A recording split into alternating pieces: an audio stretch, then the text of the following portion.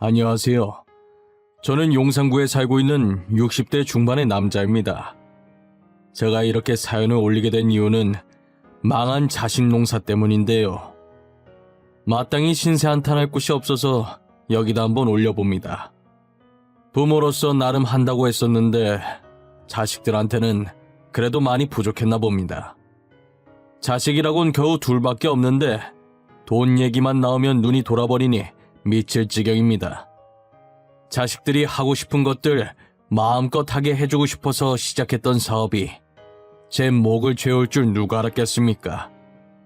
찢어지게 가난해 밥도 한 끼 제대로 못 먹고 지내던 시절엔 자식 둘이서 의지하며 정말 죽고 못 살았죠. 콩 한쪽도 나눠 먹고 서로가 서로를 챙기며 정말 우애 좋은 형제였어요. 가난해도 자식 농사 하나는 정말 잘했다고 이웃들도 부러워했었고요. 그렇게 동네에 소문난 형제들이었는데 제가 하던 사업이 성공하게 되면서 둘 사이는 예전 같지 않았어요. 형편이 나아질수록 형제들 다툼도 잦아졌죠. 결국 커서는 돈맛을 보더니 자칫 잘못하면 저까지 잡아먹겠더군요. 제가 나이를 먹으면 먹을수록 아들들은 저의 재산에 대해 이야기를 하더라고요. 떡 줄 사람은 생각도 안 하는데 말이죠. 자기네들끼리 서로 조금 더 가지겠다고 죽일 듯 난리치는 꼴을 가만히 보고 있자니 그렇게 한심할 수가 없습니다.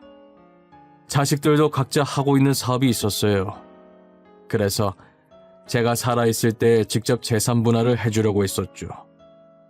그런데 하는 꼴을 보니 지금 재산 분할을 해준다고 해도 자식들은 돈을 펑펑 쓰고 혼자 남은 저는 빈털터리로 버려질 것 같더군요. 저는 노후에 쓸 만큼의 재산을 몰래 조금씩 야금야금 빼돌린 뒤 재산 분할해주고 제가 먼저 자식들과 연을 끊으려고 했습니다. 일단 제 회사는 누구에게도 물려주지 않고 제가 살아있는 한 계속 들고 있을 생각입니다. 자식이나 마찬가지인 회사라 제가 눈뜨고 있는 날까진 지키고 싶었어요. 이렇게 될 때까지 악착같이 살게 된 데에는 다 이유가 있었습니다. 사실 제게는 잃어버린 아들이 하나 있었는데요.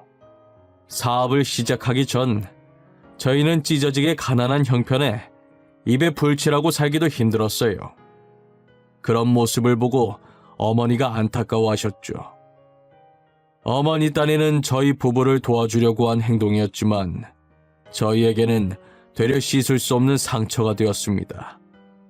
이제 겨우 2살인 막내 아들이 어머니 따라 밖에 나갔다가 실종되고 말았습니다.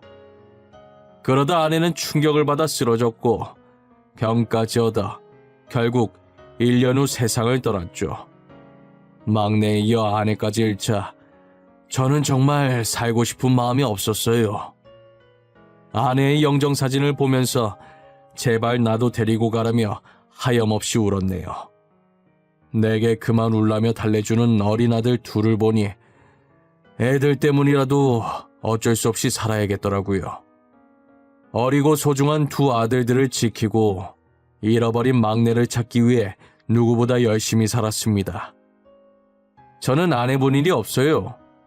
막노동부터 시작해서 몸으로 할 수 있는 일은 다 했었어요.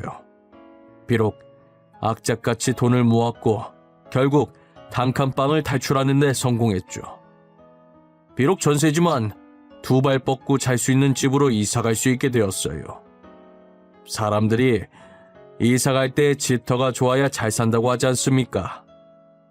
우리 집 터가 좋았는지 이사 후 제가 시작한 사업이 승승장구를 했어요.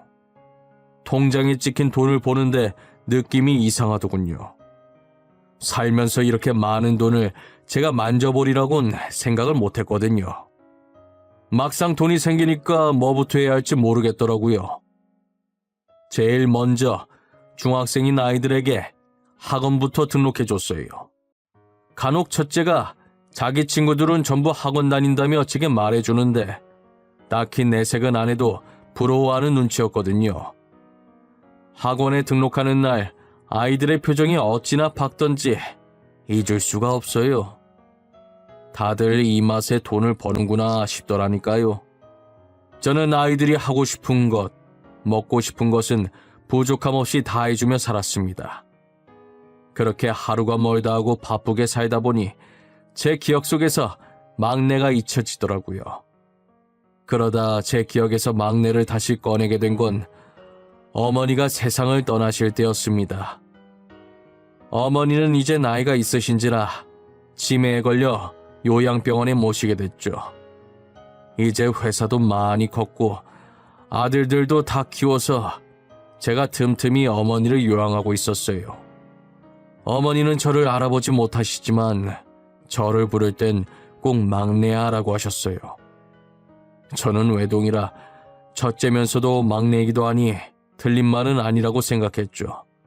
그런데 마지막 날엔 이상하리만큼 슬픈 눈으로 저를 바라보시더니 제 얼굴까지 양손으로 쓰다듬어 주시더라고요. 막내야, 우리 막내. 네, 어머니. 막내 여기 있어요. 할미가 미안하다. 내가 널 그렇게 보내면 안 되는 거였는데. 내가 미안이여. 다 내 잘못이여. 어머니, 그게 무슨 말씀이세요?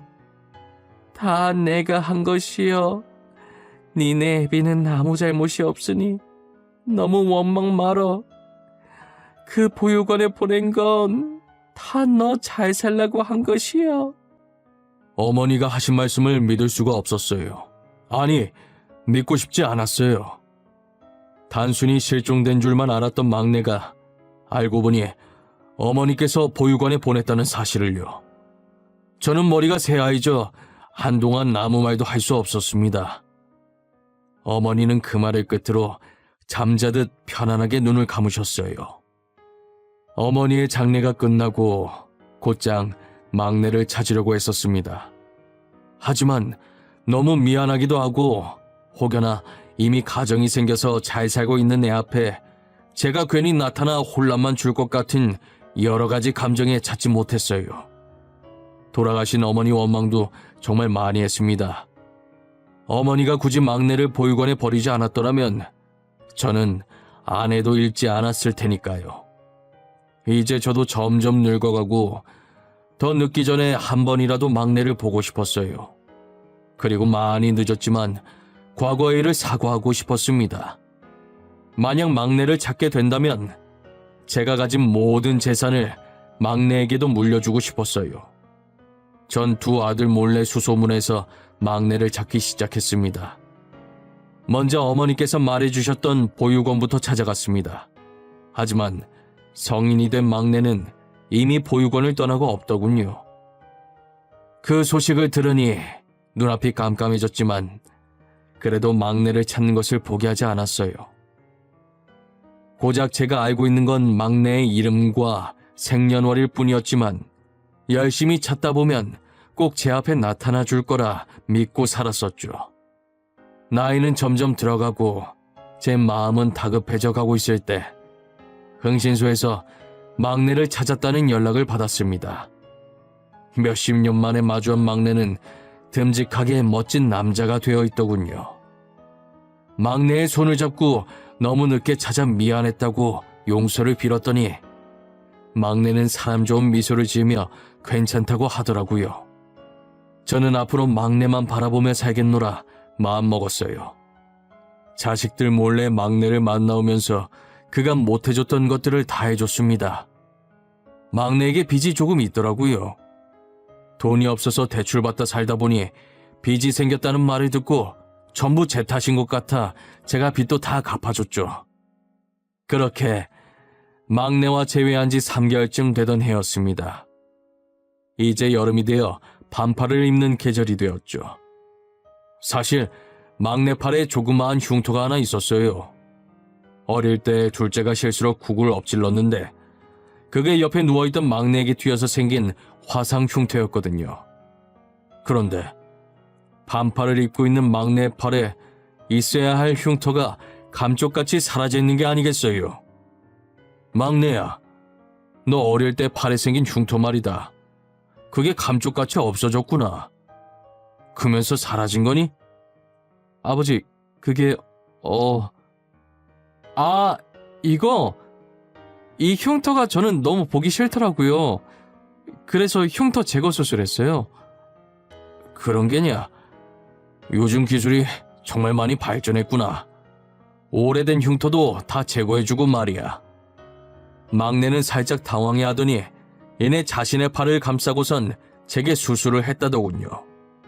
저는 그랬을 수도 있겠다 싶어서 별 의심 없이 넘어갔습니다. 그런데 막내의 행동이 조금씩 수상해지더라고요. 그때 흉터 자국 물어본 이후로 갑자기 제 눈치를 보기 시작했어요. 혼자 밖으로 놔두는 시간도 많아졌고요. 처음엔 저도 대수롭지 않게 생각했어요. 하지만 어딘가 모르게 수상해 보이는 행동에 설마 하는 생각이 들었습니다. 마음속으로 아닐 거야 믿으면서도 의심은 지울 수 없더군요. 결국 저는 막내의 머리카락으로 유전자 검사를 해보기로 했습니다. 결과만 나오기를 기다렸어요. 결과 나오는 며칠 동안 혼자서 얼마나 피가 말렸는지 모릅니다. 그저 막내를 찾았다는 기쁨에 젖어 유전자 검사를 해볼 생각도 못한 제 자신이 너무 한심했어요.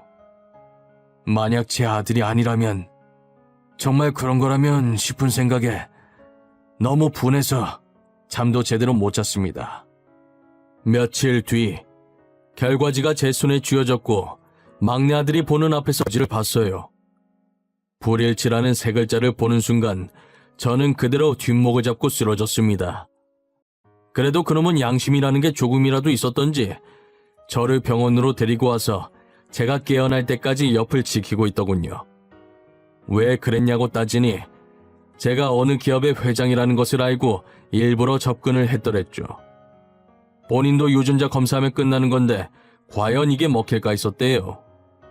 그런데 제가 검사를 하지 않자 마음 놓고 아들 행세를 하게 된 것이죠. 원래 그놈 계획은 자기가 빌린 빚만 갚고 떠날 생각이었다네요. 그런데 제가 가지고 있던 재산이 자기가 생각했던 것보다 훨씬 많았고 욕심이 생긴 건지 돈을 몰래 빼돌리려고 이때까지 아들 행세를 해왔던 거였어요.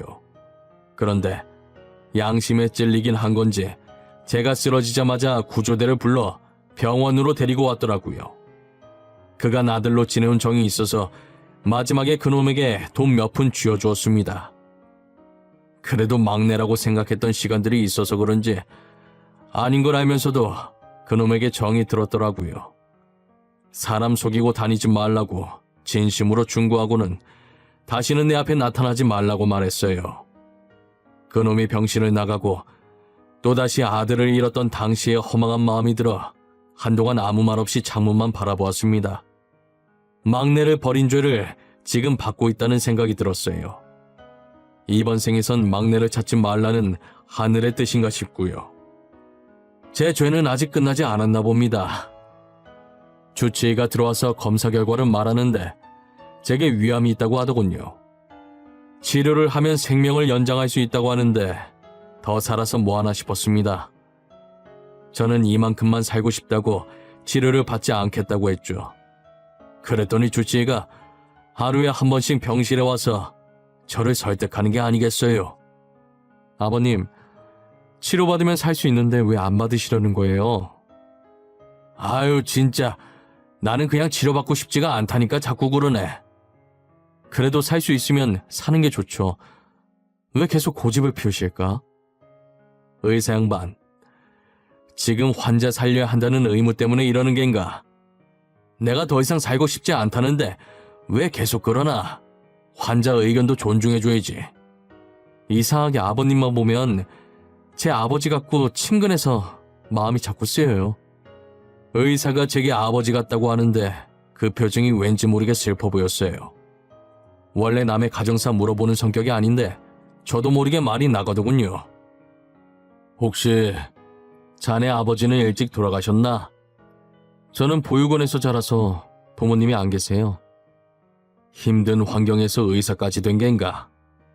너무 잘 커줬구나. 내가 다 기특해. 부모님은 찾고 싶지 않고 가끔 보육원 친구들이 다시 가족 품으로 돌아가더라고요. 저도 그 모습을 보고 희망을 품고 살았었는데, 그런데 이제껏 저를 안 찾는 거 보면 버린 게 맞는 것 같아요. 그리고 혹시라도 왜 찾아왔냐는 소리 들을까봐 찾을 자신도 없어졌어요. 자네 아버님도 다 사정이 있었을 게야. 이 세상에 자식을 버리고 싶어서 버리는 부모는 없을 것에. 이제 괜찮아요. 이렇게 지내다 보니 혼자가 더 편한걸요. 저 보육원 나오자마자 새 출발하려고 이름도 바꿔버렸어요. 지금 의사 양반을 보니 나도 잃어버린 아들이 보고 싶고 그러네. 그렇게 병원에 2-3달 지내다 보니 마음 터놓고 말할 사람이 주치의밖에 없었어요. 주치의는 환자 말이라면 끝까지 들으려고 노력하는 참된 의사였어요. 그런 모습에 저는 의사 손 꼭 붙잡고 예전의 막내와의 추억에 잠겨서 의사에게 털어놓기 시작했어요. 제 말을 듣던 의사의 표정이 점점 미묘하게 바뀌더군요. 아버님 말 듣다 보면 저도 제 아버지가 생각나서 찾고 싶어져요. 아버님처럼 저희 부모님도 저를 지금 찾고 계실까요? 그럴 걸세. 내 장담하지. 지금이라도 부모님을 찾아보게. 아버님 말 한번 믿어볼게요. 그러니 아버님도 제발 치료 열심히 받으세요. 그래야 잃어버린 아들 찾으시죠. 끈질긴 의사의 설득 끝에 2손 2발 다 들었고 덕분에 치료받는 것에만 집중했어요.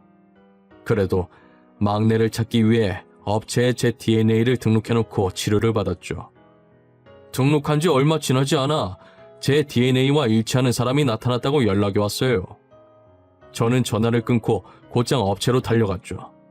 갔더니 저를 맞이하는 건 다름 아닌 제 주치의였어요. 아니, 자네가 여기는 어쩐 일인가? 자네도 오늘 부모님을 찾은 겐가? 네, 아버님. 저도 연락받고 왔어요. 저희 부모님 찾은 것 같아요. 의사는 부모님을 찾았다며 제게 활짝 웃어 보였어요. 저는 정말 다행이라고 이제 행복할 일만 남았다고 의사의 손을 잡고 있었죠. 업체 직원이 나와서 저희를 보면서 벌써 서로 알아본 거냐고 하시더라고요. 그러더니 제 손에 쥔 종이를 저희에게 건네며 친자가 동일하다고 하는 게 아니겠어요. 직원이 건넨 결과지에는 일치라는 글자가 적혀 있었습니다.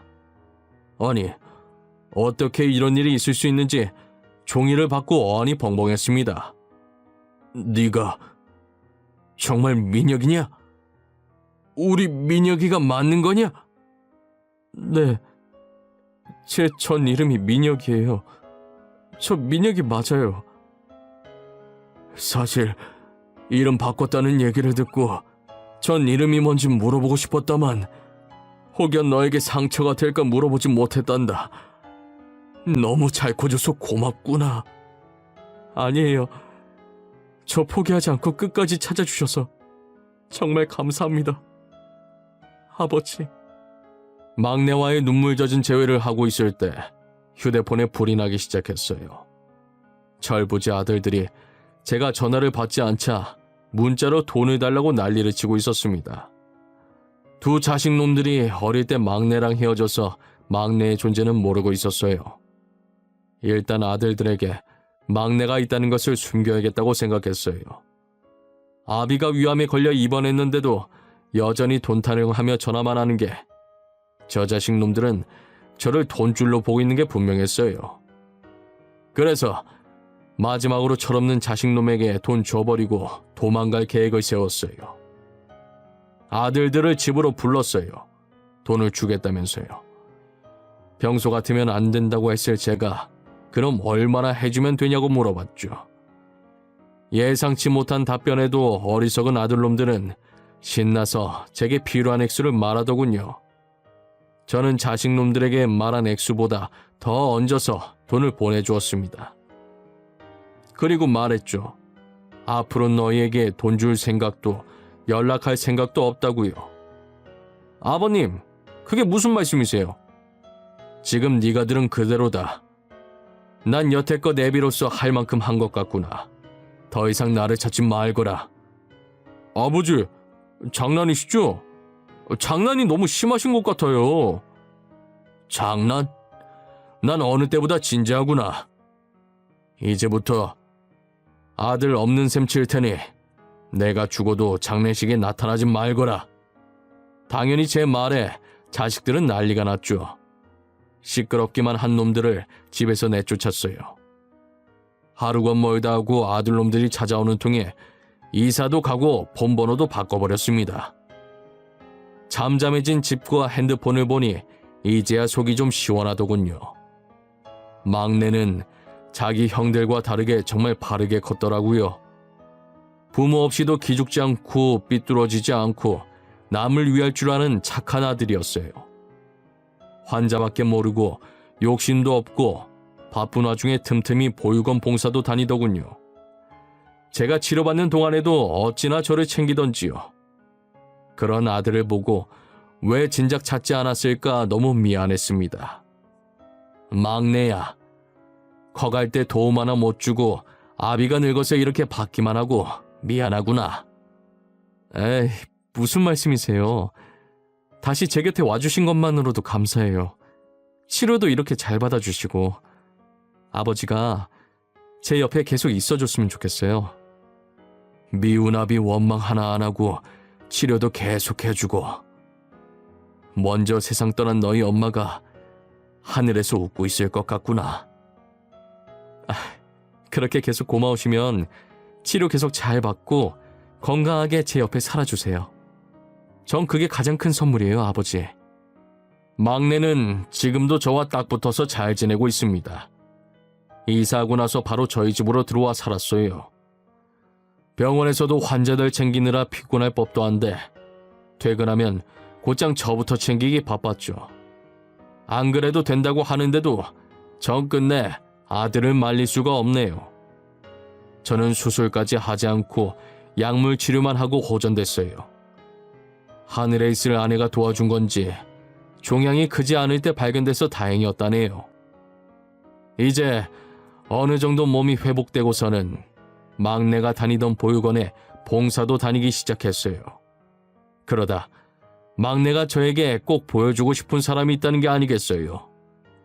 제 품으로 들어온 지 얼마 안 된 막내가 다시 제 곁을 떠나는 것 같아 시원섭섭하더군요. 그런데 막내가 데리고 온 여자를 보고 놀랐습니다. 같이 봉사 다니면서 제가 막내 짝으로 눈여겨본 여자였거든요. 참하고 착해 보여서 막내랑 어울릴 것 같다고 생각했었죠. 막내도 며느리를 봉사하면서 만났다고 하더군요. 들어보니 며느리도 아픈 과거가 있었어요. 그래서 둘이서 보듬어주며 살겠다고 하더라고요. 저는 그 자리에서 기쁜 마음으로 결혼 승낙했습니다. 지금은 막내와 며느리가 저를 알뜰살뜰 챙겨주며 셋이서 함께 살고 있습니다. 그리고 두 아들은 각자 하고 있던 사업이 망해서 빈털터리가 됐더라고요. 이때까지 사업이 유지되던 것도 다 제 돈 때문이었지요. 사업 실패로 모든 걸 잃은 자식들은 날마다 제가 운영하던 회사로 와서 제발 한 번만 연락해달라고 부탁하고 왔어요. 개구리 올챙이적 생각 못한다는 말이 있지 않습니까? 딱 제 두 아들놈들을 보고 하는 말인 듯 싶네요.